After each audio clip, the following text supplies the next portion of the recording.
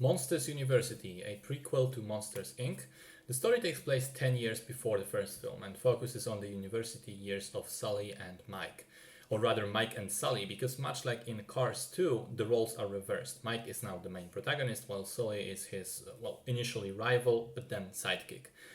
At the beginning of the film, both characters start attending the university to become scarers. Mike obviously lacks natural scary features, but he makes up for it by being a model student, hardworking and dedicated and focusing on learning all the time.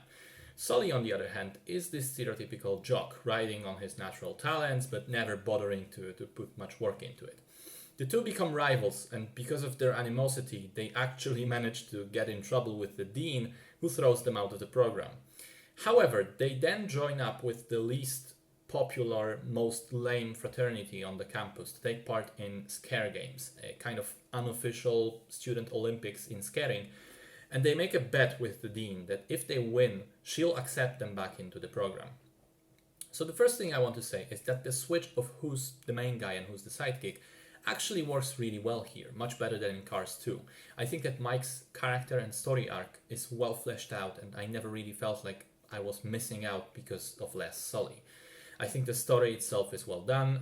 It does take some familiar tropes and story beats revolving around the American university experience and executes some of them straight while laughing at others, but it does so with enough charm and enough focus on the main storyline and the relationship between the two characters that it never really feels tired.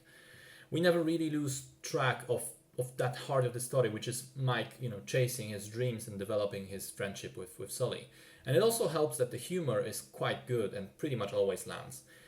Also, another aspect is that the time that has passed between Monsters Inc. and Monsters University means that the people who watched it in theaters as children got to see this one in theaters as university students, which is a nice touch. I can appreciate movie series where the films seem to be growing up naturally along with their audiences. One thing that I found a bit odd is the narrative structure. The film appears to be following the traditional three-act structure, but then the third act ends, and you think that's it, that's the end of the story, but there's a half an hour still left in the film. There's actually a whole fourth act to the story, and that's not necessarily a bad thing, it's just a bit unusual. In terms of voice acting and animation, I found nothing lacking, especially the way that environments are animated is really impressive. I mean, some of the backgrounds could probably pass for real-life photographs at this point. It's just impressive how good Pixar has gotten. And remember, this was all the way back in 2013. Overall, I think Monsters University is a solid follow-up to the previous film. It's a different beast, that's for sure, but it has new themes and new things that it focuses on, but it still works in its own way.